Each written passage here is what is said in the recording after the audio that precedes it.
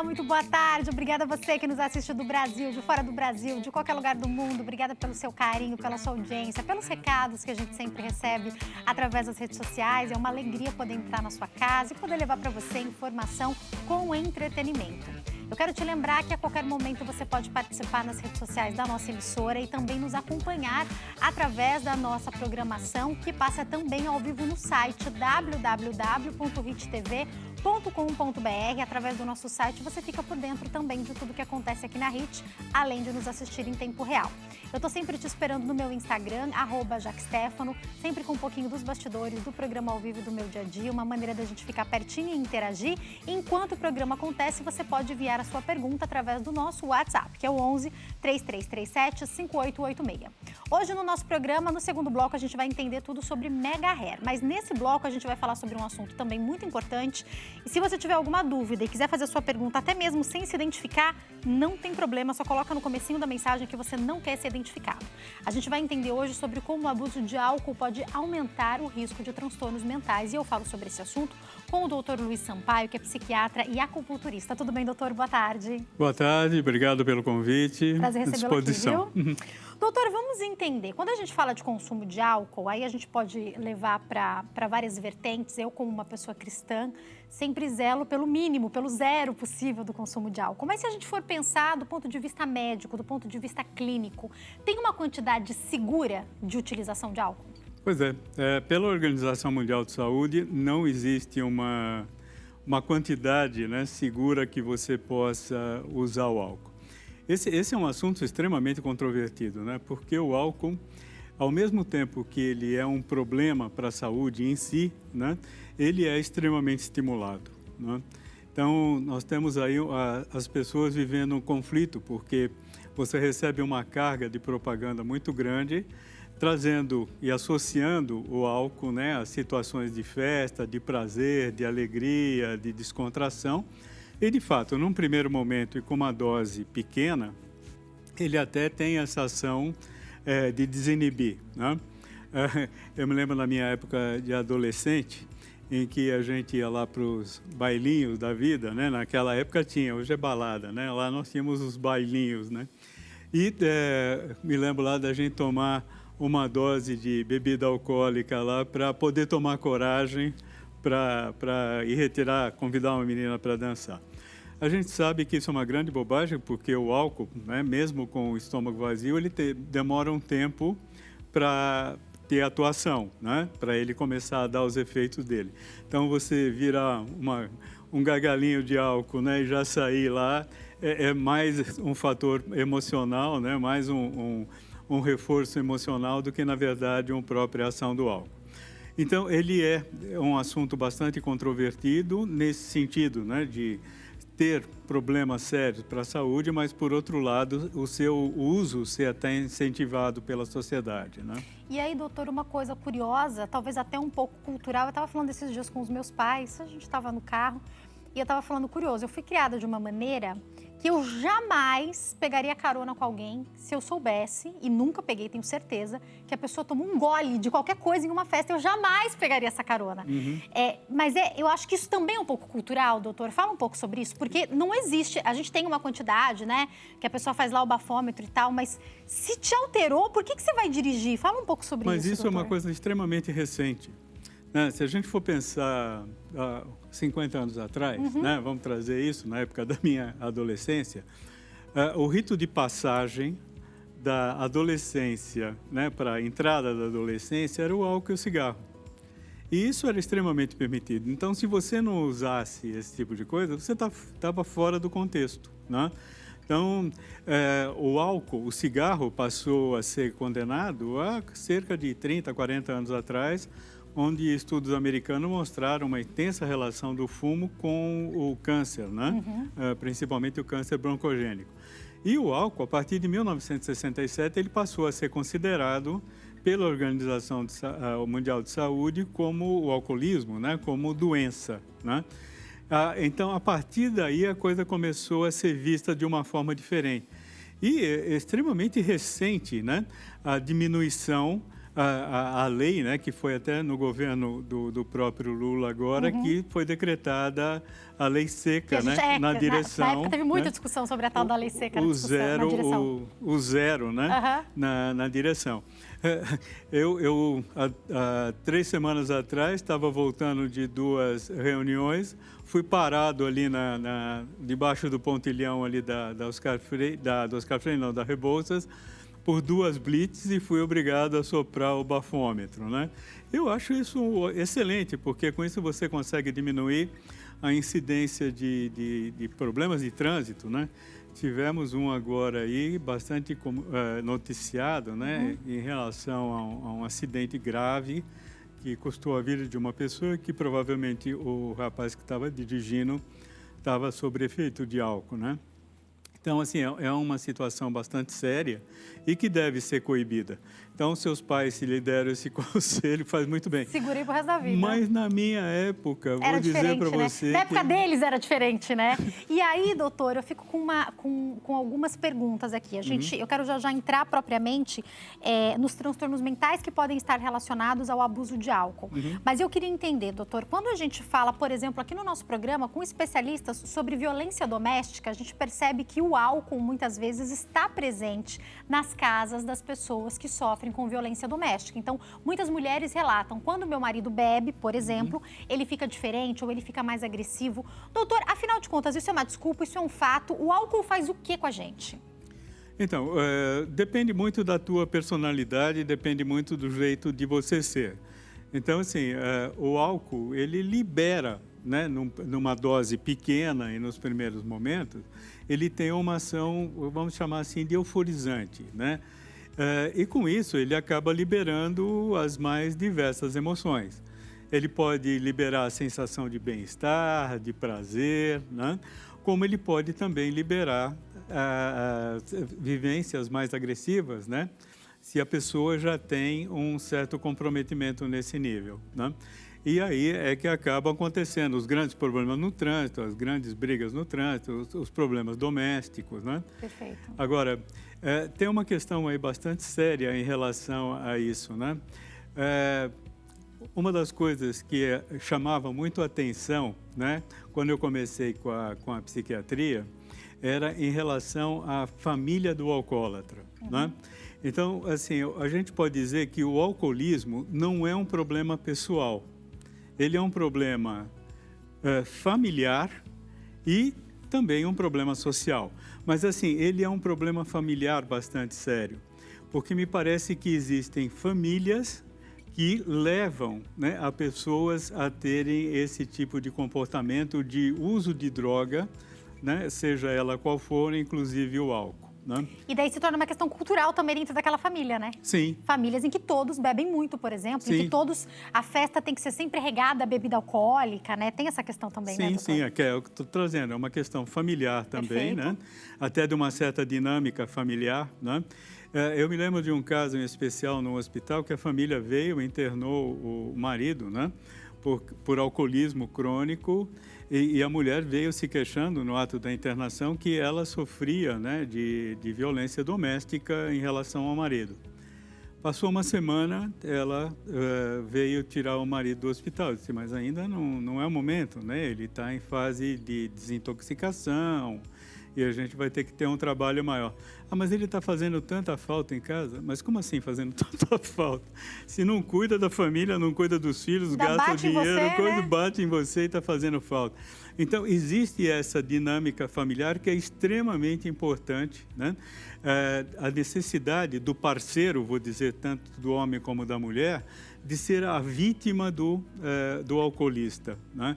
Então, tem esse lado da história que é bastante significativo e que nem sempre é suficiente você tratar a pessoa que sofre do problema do alcoolismo, mas você tem que tratar também a parelha ou mesmo a família, porque corre sério risco de quando o indivíduo que para com o álcool, alguém da família assumir o papel. Ou então, doutor, eu já vi muitos casos de mulheres que estavam se relacionando com alguém que consumia muito álcool, ela consegue, com muito custo, sair dessa relação e daqui a pouco ela encontrou outra pessoa que também tem problema com álcool, né? Exato. Então não houve uma mudança, um tratamento dessa pessoa que se relaciona com alguém que é assim também, né? Exatamente. E aí, doutor, eu quero entender um pouco sobre a questão do vício. Quando a gente fala de drogas, eu já entrevistei alguns especialistas que falam que você não tem como saber se você é uma pessoa que vai se viciar ou se você não é uma pessoa que vai se viciar antes de consumir. Então não consuma. É por aí mesmo, doutor? Com certeza. Assim, existem certas pré-condições para você ter o vício, né? Mas, assim, uma das coisas que a gente sabe é que o álcool, ele estimula, né, regiões do cérebro que são designadas como região de prazer e recompensa, né? Então, a necessidade de você buscar esse tipo de coisa para lhe dar essa sensação de prazer, isso já começa a ser um certo nível de dependência. A coisa perde o controle quando você começa a vivenciar a abstinência ou isso se torna um hábito regular. Então, eu chego em casa todo dia, eu preciso tomar uma dose de bebida, né? Preciso tomar um uísque, uma cerveja, um vinho, para me relaxar. E eu só consigo me sentir relaxado a hora que eu consumir a bebida. Então, nesse sentido, ela acaba sendo também nociva, né? E tem esse lado psicológico. Então, você tem dois tipos de dependência. Você tem a dependência física, né? Que é aquela que vai lhe causar todas as síndromes de abstinência, e tem a abstinência psicológica, né? Que é assim, se eu não fizer, eu não vou conseguir relaxar. Se eu não tomar o álcool, eu não vou conseguir me liberar. Se eu não fizer isso, eu não vou conseguir tal coisa. Então, essa dependência psicológica, ela é também bastante significativa, né? Doutor, há algum tempo a gente falava também sobre o álcool como uma das principais portas de entrada para a utilização de outras drogas. A gente ainda vê isso? Não necessariamente, né? Isso foi muito dito em relação à cannabis, à maconha, né? Lembro. Porque, assim, o álcool ainda é uma droga lícita. Como o cigarro, ele ainda é lícito. O que a gente faz é recomendar o não uso. Agora, quando você quebra a barreira das drogas ilícitas, aí a coisa fica mais fácil de você descambar para drogas cada vez mais pesadas, né? Porque você acaba conhecendo o caminho. Por exemplo, eu não tenho nenhum contato, não conheço pessoas que fornecem, traficantes, que vendem cannabis, né? Então, para eu comprar isso, eu vou ter que entrar dentro de uma rede e quebrar determinados paradigmas de conduta, diferente, né, de comprar um álcool em qualquer lugar, né? Que o álcool você compra no mercado, né? Sim. Perfeito. E mesmo para menores de 18 anos é facultado, entre aspas, a venda, né? Se acaba... que é proibido, mas você acaba conseguindo mas foi o pai isso dele que mandou ele comprar, Isso, né? É o famoso por debaixo do pano, como você compra medicamentos controlados na farmácia sem receita médica. A gente sabe que existe, infelizmente, essa situação, né? Pouco controlada, né? Agora, doutor, quando a gente fala sobre a relação do álcool com transtornos e problemas mentais, quais são essas associações que a gente pode fazer assim, de primeira? Você tem características pessoais, né? Então, por exemplo, se você já tem uma certa tendência à depressão, né? E você usa o álcool, a fase tua de euforia vai ser muito pequena. E logo em seguida você vai acabar entrando na fase de tristeza e melancólica. Fora que o próprio teu estado emocional negativo, no sentido da tristeza, ele vai te levar ele vai levar uma potencialização do efeito do álcool. Então você vai ficar bêbado muito mais rápido do que você estaria se estivesse num momento mais feliz ou agradável da sua vida. Outra coisa também, o álcool ele mexe com neurotransmissores. E alguns neurotransmissores que têm a função, vamos dizer, de conter os nossos fantasmas interiores, no momento em que eles são bloqueados, esses fantasmas começam a aparecer. E é aí que pode, né, aparecer ideias delirantes, né, e dentro dessas ideias delirantes até promover as situações de mais agressivas, né, porque você pode se sentir xingado, você pode se sentir perseguido, né? Você pode se sentir ameaçado e isso acaba trazendo.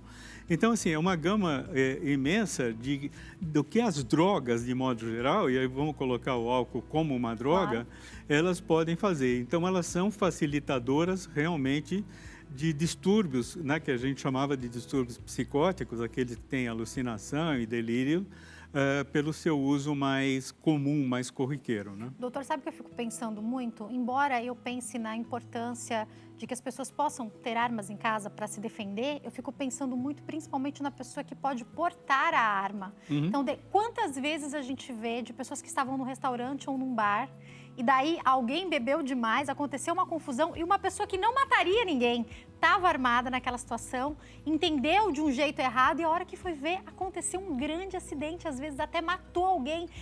O álcool pode trazer esse estímulo, então? Sim, pode trazer. É um dos riscos que acontece. Qualquer tipo de droga. Perfeito. Né? Então, assim, se você for ver, boa parte hoje dos furtos, né, e dos roubos que acontecem, as pessoas estão sob efeito de droga, né? O álcool até atrapalharia um pouco, mas a cannabis é muito usada, né? Então, o pessoal que está aí em cima de moto, em cima de bicicleta, roubando celular e tal, eles são, com certeza, em boa parte deles, usuários de droga, porque facilita, né, esse tipo de coisa, ele te dá a coragem. E no momento que te dá a coragem, que rompe a barreira, é o momento que você vai fazer besteira se você tiver com uma arma na mão. É por isso que quando a gente fala sobre liberação de drogas, eu sei que tem toda uma questão de conversar sobre diminuir tráfico e tudo mais, mas aí a gente já vai romper mais uma barreira, né, doutor? Se libera, por exemplo, a maconha, tudo Sim. bem, uma coisa é o uso medicinal, tem alguns estudos interessantes sobre isso, mas a gente está falando da droga em si, é uma barreira que você libera. Já pensou se puder comprar em qualquer lugar que tem o álcool? É mais um agravante, né, doutor? Sim. Sem dúvida. E mesmo a cannabis, entrando por esse sentido, o uso medicinal dela, hoje aprovado, é muito restrito. Perfeito. Né? Bem específico, o que está né? havendo é específico. O que está havendo é uma ampliação desse tipo de utilização e que também é danoso porque a gente não sabe qual é o risco a respeito desse tipo de coisa, né? Existe uma indústria por trás, né, como a indústria do álcool, que tem interesse nesse tipo de coisa. Mas a liberação ela tem duas vertentes, né? Numa delas, de você poder ter o melhor controle sobre isso. E até assim, o usuário é um doente. Perfeito. E como tal, ele deveria ser tratado, né? Agora, é completamente diferente da pessoa que trafica ou da pessoa que usa isso, né? Perfeito. Então, a gente tem um drama social aí bastante sério, que é punir o usuário, que é um doente, né? E não punir o traficante, né, que é a pessoa que deveria punir. Que linha, isso aí traz muita discussão. Sim. E aí eu queria entender, do ponto de vista médico, doutor, quando a gente fala numa pessoa que é viciada, é alcoólico, né, alcoolista, enfim, a gente está falando então de um doente, é necessário um tratamento, é possível se libertar disso, doutor? Sim, é necessário um tratamento, ele é extremamente complexo, porque primeiro a pessoa tem que se reconhecer como alcoolista. Porque muitas vezes a pessoa fala, imagina, eu paro a hora que eu quiser, tem muita essa fala, né? Sim. O que não é verdade, né? O que não é verdade, porque você tem a dependência psicológica e a dependência física. Então, você consegue parar no momento em que você está pré-dependente, né? Então, aí eu consigo parar, mas eu preciso ter a consciência de que eu estou abusando do álcool. A primeira fase que você tem o uso chamado uso social do álcool, né? Que é nocivo também, mas não tão nocivo quanto o abuso, né? E depois você tem do abuso a dependência. O abuso é aquele que, assim, exagera mesmo, não só na quantidade, aquele que toma um porre no final de semana, que também é extremamente nocivo, né? Mas aquela pessoa que tem o hábito de usar todo dia precisa. O álcool, principalmente todo dia, numa forma de relaxar, ou de uma forma de se soltar, né? De se sentir mais liberto. Então, a primeira questão é a pessoa se reconhecer de que ela está doente e que ela está precisando de ajuda, né? E segundo, ter uma estrutura familiar que trate o indivíduo como doente e não como um sem vergonha. Porque a grande pecha é a que linha, tem né? é assim... Ele bebe porque quer, não tem vergonha na Isso. cara, não para porque não quer. Quando chegou nesse, tudo bem, teve um motivo para ele começar e daí isso daí seria outra discussão, mas quando já chegou nesse ponto do vício, ele precisa de ajuda, ser tratado como doente, Sim, é isso, né? É um doente, é uma Internação doença. é um bom caminho? Ou depende? Depende muito da situação, depende muito vamos dizer assim, da intensidade da dependência que a pessoa está tendo, né? Se você tem uma estrutura familiar favorável, você pode ter até uma ajuda em relação a esse tipo de coisa. Esse amparo dentro da casa, né? Ele pode fazer o trabalho todo de desintoxicação, usando aí medicamentos ansiolíticos, né, que vão tirar aquela fissura do álcool, ou mesmo a acupuntura, né, pode ser utilizada nessa situação.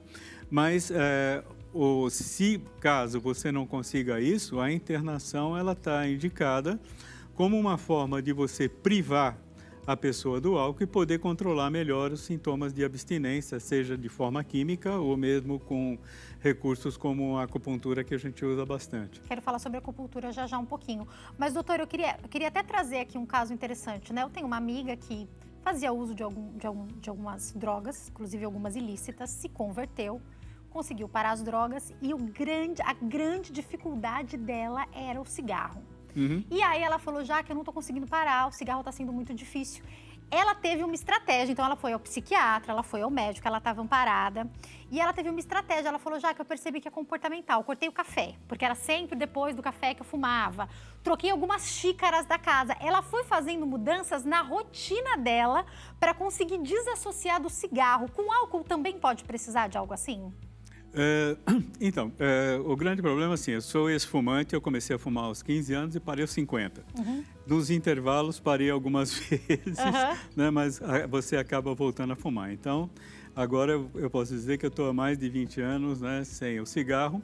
Se você me perguntar, se você me propuser o seguinte, você tem 5 minutos de vida, o que você quer fazer? Fumar um cigarro, tomar um uísque, né? Então, assim, a vontade, ela persiste. E é uma coisa que, assim, ela vai perdendo a intensidade, ela vai perdendo a força, mas ela está lá presente. Então, assim, eu não posso usar o cigarro, porque se eu fumar, se eu der uma tragada, eu vou voltar para o vício. É um start, né? É um start para o vício. Isso acontece também com o álcool. Agora, como você vai lidar com essa situação, ela é extremamente pessoal. São estratégias pessoais também, né? Sim, 2000, né, quando eu parei de fumar, que eu resolvi, assim, que eu estava pensando assim, né, o que fazer para o ano novo, né? Vou parar de fumar, tomar vergonha e parar de fumar. Para o ano novo, dia 28 de dezembro, você sem vergonha, você para agora ou você não vai parar nunca, que nem gordo que vai fazer regime na segunda-feira, né?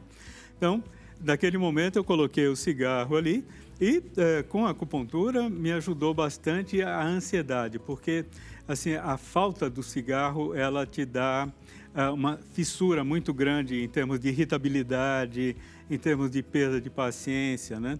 E uma pessoa assim que já tem um caráter um pouco mal-humorado, como eu, fica mais irritado. Intenso, né? Aí quem convive também, às vezes, fala, meu Deus, eu preciso ajudar ele, vai tomar um cigarro. E doutor, bebe uma dose lá e para de Para desestressar, né? Exato. E aí também é um perigo se a família faz dessa maneira, né? Sim, sem dúvida. Doutor, eu tenho que caminhar para o fim do nosso bate-papo. Eu vou passar seus contatos. Eu queria combinar para, num próximo momento, a gente falar sobre a ajuda da acupuntura para os vícios. Então, como a acupuntura pode ajudar? A gente deu uma introdução aqui, né? Mas como a acupuntura pode vir ajudar quem depende de álcool, quem está querendo parar de fumar, ou mesmo problemas relacionados à alimentação, que eu sei que a acupuntura ajuda muito também, a compulsão alimentar, porque às vezes a pessoa sai de um vício, não se tratou e daqui a pouco está com algum outro problema. Vamos marcar um bate-papo em breve para falar sobre isso? À disposição. Vamos marcar então. Para quem quiser entrar em contato, eu vou deixar o Instagram agora, que é o @cmba.acupunturamédica, passando para vocês, e o site www.cmba.org.br. Doutor, foi um prazer te receber aqui. Não deu tempo de falar tudo que a gente queria, mas enquanto eu me preparo para dar um recadinho, eu queria que a gente finalizasse, então, já fazendo uma introdução sobre a acupuntura. Como que seria no auxílio uma pessoa que está parando de utilizar álcool, a acupuntura? São sessões semanais? No começo precisa de um acompanhamento um pouco maior? Como que seria essa entrada na acupuntura, na ajuda da acupuntura para parar de utilizar álcool? Por favor. Então, quando a gente começa um tratamento, seja lá para qualquer uso de droga, né? A coisa mais importante é a relação médico-paciente. o paciente tem que, primeiro, se predispor a esse tipo de coisa e tem que confiar no médico que ele tá tratando. Então, as sessões, né, de acupuntura, por exemplo, elas têm uma ação bastante significativa na abstinência. E só que a presença, né, ou a importância de uma continuidade do tratamento é fundamental. E agora a gente vai para o break, daqui a pouquinho a gente está de volta, não saia daí.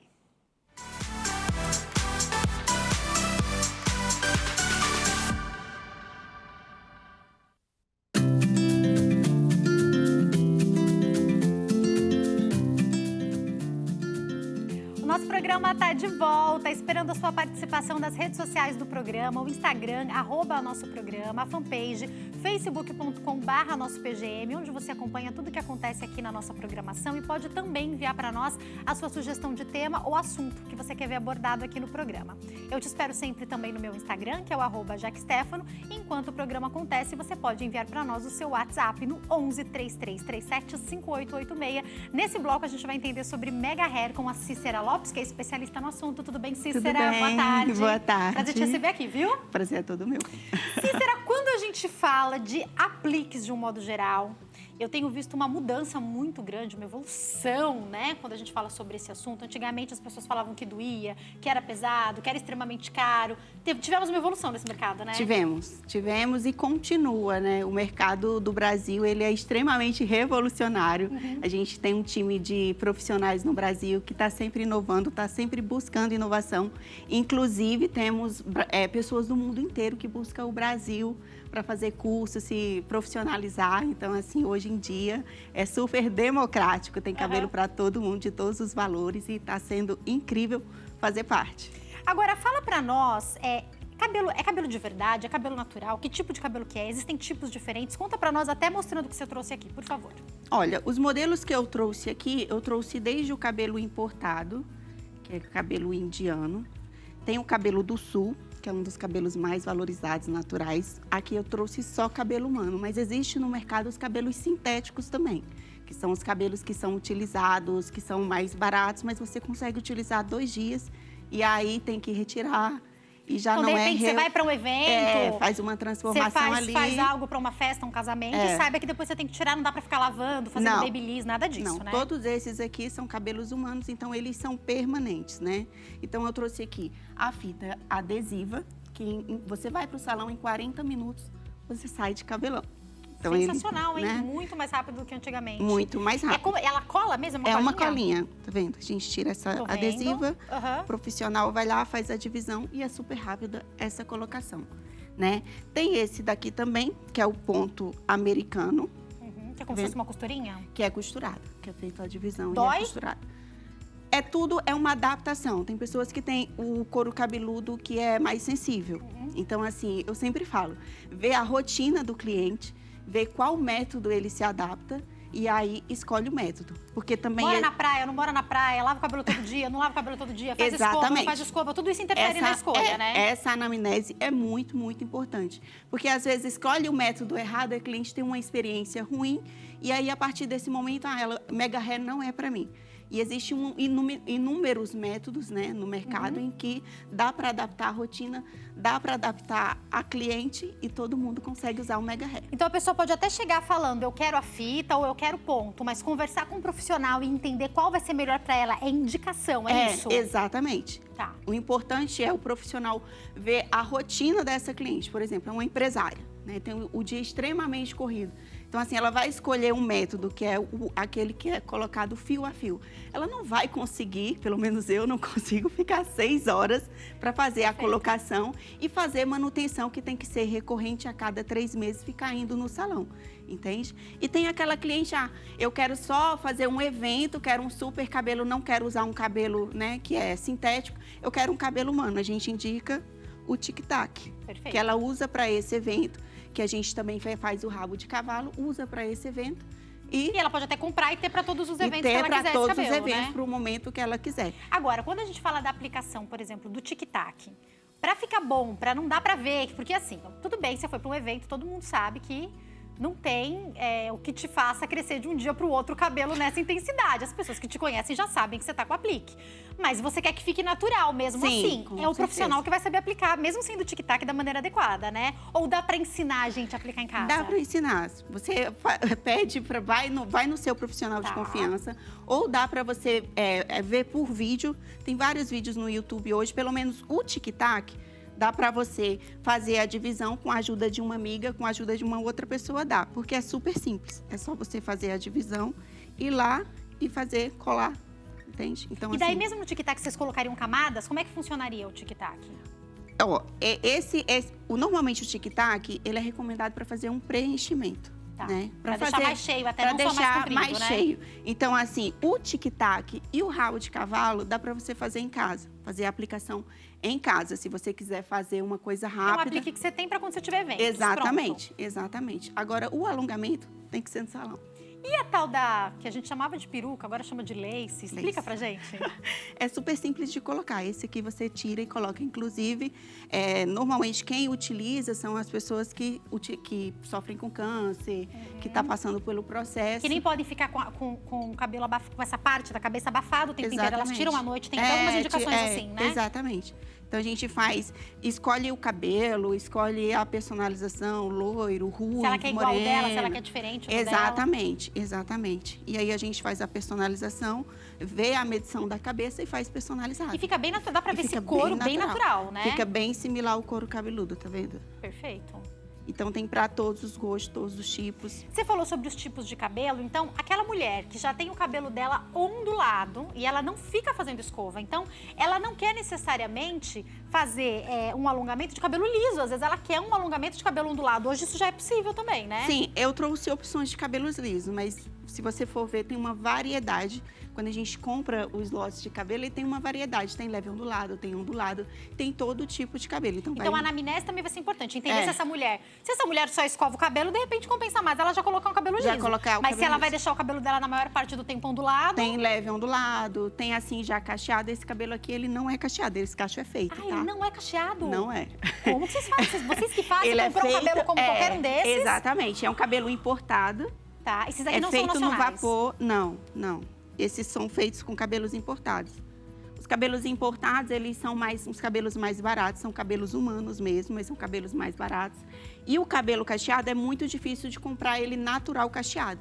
Então, assim, as cacheadas, assim, no Brasil é um mercado gigantesco. Uhum. Então, assim, para resolver e solucionar, a gente faz no vapor e ele fica assim, como se não fosse um desmancha. permanente. Se ela não fizer escova e chapinha, ele não desmancha, ela vai ter uma vida normal e ele vai durar 1, 2, 3 anos, sem desmanchar. Outra coisa que eu queria entender, eu já ouvi falar que os cabelos, dependendo de em que país você vai atrás desses cabelos, eles vão descolorir mais fácil ou durar mais tempo. Isso é verdade? Isso muda? Não, cabelo é cabelo, né? Uhum. Então, assim, para descoloração, é sempre recomendado o teste de mecha.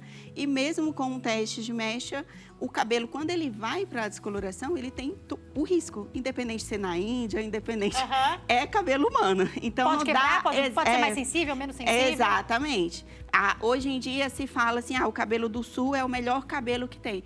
É um dos cabelos mais difíceis, porque um cabelo claro, assim, e longo, é muito difícil de você cortar e conseguir, para uma pessoa deixar o cabelo crescer. Nesse tanto, lindo assim, e falar, lindo assim. vamos cortar, desapeguei. É difícil, Exatamente. Né? Então, geralmente, assim, quando a gente corta, quando o cabelo tá murchinho, quando tá com a ponta rala, é nesse momento que a gente corta, nesse né? momento, exatamente. Então, assim, existem argumentos de vendas e existem inúmeras coisas que as pessoas no mercado falam, que é para criar-se uma história, eu falo. Para poder vender outros cabelos também, para né? vender, para valorizar, inclusive, essa questão de etnia. Esse é brasileiro, esse é indiano, Isso. e indiano é mais barato. Só existe no Brasil. Você vai para, por exemplo, a Great Lance, que é uma empresa mundial, a mais conhecida no mundo de venda de cabelo, que só compra os cabelos que são direto do templo da Índia. Eles têm um catálogo e são cabelos normais, humano, normal, e eles vendem o vermelho, o castanho. igual o É melhor a catálogo. pessoa já comprar descolorido ou ela pode comprar e levar para o profissional dela? Então, vamos supor que eu vá comprar em algum lugar e vou levar para você aplicar. Como que o profissional geralmente prefere? Olha, eu não sou profissional, né? Eu tenho uma empresa de venda de cabelo. Mas se eu sou profissional, eu preferiria levar o cabelo já descolorido. Porque toda descoloração, ela tem um risco. Né? Então, assim, lógico que hoje tem empresas, por exemplo, a gente compra cabelos e manda para descoloração. E essa empresa é especialista em descoloração de mega hair. Então, eu mando e eles me mandam personalizado aquela quantidade. 10 quilos de cabelo, eles me mandam no loiro. Então, eu como cliente te procuraria e falaria, olha, eu preciso de um cabelo loiro, eu preciso de um cabelo ruivo, é assim que funciona e você vai encontrar para mim, é isso, né? Seria exatamente, assim. Exatamente. E aí eu já você tem seus recursos para saber onde você vai encontrar o cabelo exatamente, desse jeito. já entrego ele já personalizado. Porque pode ser que você pegue, por exemplo, um cabelo assim, natural, que você fala, ai, que cabelo maravilhoso. Ah, eu vou tingir, vou descolorir. E dê algum tipo de ruim, né? Não tem como você ter 100% de certeza que não vai dar ruim, se né? eu garantir pra você, eu vou estar mentindo. Porque não tem como. É cabelo humano e assim... Aí eu vou pegar uma mechinha dessa e ele abriu pro loiro nesse tom. Vou fazer a química nele todo, ele pode não abrir igual. E aí eu vou ter um problema com a cliente. Perfeito. Entendeu? Então, já comprar também no tom próximo ao tom que você quer, é menos né? risco. Para quem vende cabelo e até para o profissional, eu acho que é menos risco, né? Então, assim... Vamos entender quanto tempo dura? Porque, assim, a gente tem que ir recolocando, não é? Como é que funcionam as manutenções para a gente poder entender? Explica para nós. Então, coloquei essa fita hoje, tá? Coloquei de fita, por exemplo. Daqui quanto tempo eu vou precisar vir para manutenção? E na manutenção eu vou perder esse dedo aqui de cabelo? Explica isso pra gente enquanto eu me preparo para dar um recadinho, por favor. Conta pra nós. Na hora dessa colocação, você não vai perder nada do cabelo, tá? A gente vai fazer a aplicação a cada 2 meses. Você vai pro profissional e seguir as recomendações desse profissional. Então, você não perde no método da queratina. Quando você vai, normalmente você perde de 2 centímetros a 3 centímetros. Então, no método da queratina, você perde centímetro. No método do ponto americano e da fita adesiva, você não perde centímetro. E agora chegou a perguntinha do público, vamos conferir. A Fernanda, do Rio de Janeiro, obrigada pela participação, Fernanda. Pergunta o seguinte, Cícera, boa tarde. Quanto tempo eu posso ficar com o mega hair? Posso reutilizar o mesmo mega hair depois que eu tirar? Então, pode usar o mesmo, né? Pode, desde que seja o cabelo humano, como eu falei, né? Porque existem os sintéticos, que eles não são reaproveitáveis. Eles são descartáveis, são descartáveis. São mais baratos, mas são descartáveis. E pode utilizar. Tem pessoas que ficam 4, 5 anos com o mesmo mega hair. A questão do loiro é a mesma coisa, gente. Sim, os cuidados, a gente sabe quanto que loiro dá trabalho. Então, assim, usar o protetor térmico, hidratar, evitar calor, chapinha. Cabelo loiro, ele não pode ver chapinha se você quer que ele dure. E, assim, com o passar do tempo, ele vai perdendo, desgastando a ponta. Então, assim... O cabelo descolorido, ele tem a durabilidade menor. Agora, o castanho natural, a durabilidade dele é a mesma durabilidade do cabelo humano normal. Ô, Cícera, me conta uma coisa que eu tenho curiosidade. Quando a gente fala do cabelo assim, que já tá fora da cabeça, ele recebe a hidratação como o nosso? Na hora que a gente hidrata, na hora que a gente cuida? Como é que funciona isso? Essa pergunta é maravilhosa. Inclusive, eu tô com uma parceria que a gente nem tá divulgando ainda. Porque, assim, eu tô no mercado já tem uns 4 anos. E a gente testa inúmeros de produtos, né? E eu já utilizei todo tipo de mega hair. Tem mega hair que, assim, pode ser o melhor cabelo do mundo. Quando a gente compra, ele é maravilhoso. E tem alguns que eu já utilizei que ele parece que ele não recebe hidratação de maneira alguma, né? Então, assim, a gente foi feito alguns testes com esse produto e a gente está desenvolvendo esse produto. Porque, assim, tem alguns produtos que a gente utiliza em alguns cabelos que ele não recebe. Então, assim, tem cabelo que ele vai receber hidratação de mega hair normal, com facilidade, e tem cabelo que não. Mas isso também não tem a ver se essa pessoa já tinha uma química, se ela tinha... Porque a gente sabe que, por exemplo, se você tinha uma progressiva e tá selado, vou ter muito mais dificuldade de hidratar. Será que isso tem a ver também? Tem a ver. E isso você não consegue identificar na hora da compra. Né? Nem na hora da gente comprar do fornecedor, nem na hora desse fornecedor cortar da cabeça. Porque a gente não consegue saber o histórico desse cabelo. Então, às vezes a pessoa até fez alguma coisa que ela nem sabe. Quis fazer uma transformação, cortou um cabelo lindo desses, como esses que a gente está vendo. E ela tinha feito alguma coisa que ela nem contou, nem se sabe que ela tinha feito, né? Então, assim, eu não posso nem te afirmar que é isso. Mas existe sim, existem cabelos de mega hair que ele vai no salão, você vai fazendo a hidratação e ele recebe.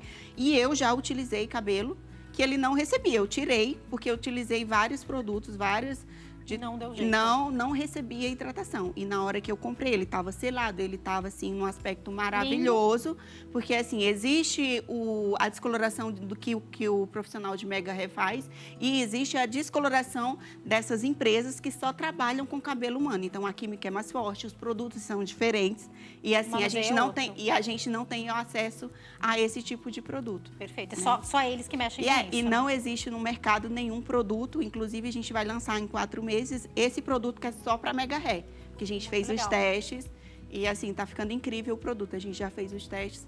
Então assim, é isso. Só depois na prática. Agora, o que você aconselha? Vamos supor, tá? Que a pessoa não tem o cabelo loiro, ela faz luzes e ela pôs um aplique loiro.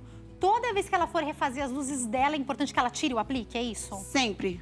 A manutenção tem que ser a cada 2 meses, é igual a unha, não sei, de quem usa o gel. Ele vai crescendo, o cabelo também vai crescendo. Para quem faz progressiva, tem que fazer a manutenção, fazer a progressiva. Se a fita estava pertinho, ela vai afastando, obviamente, com o crescimento do cabelo, é necessário a manutenção. Então, assim, por conta do crescimento, tem que ser feita a manutenção. De 2 a 3 meses. Então, vai depender do crescimento do cabelo e de como a pessoa curta. Do método, porque aqui é uma colinha. Dependendo de como ela está cuidando, se ela está colocando secador, se ela está tomando banho muito quente, a fita vai descolando. Entendeu? Então, aí vai depender da rotina dessa cliente. Então, mas no ponto já não tem esse problema, né? No ponto americano também não. Mas o ponto americano, se a pessoa tiver o couro cabeludo muito sensível, ela vai sentir dor.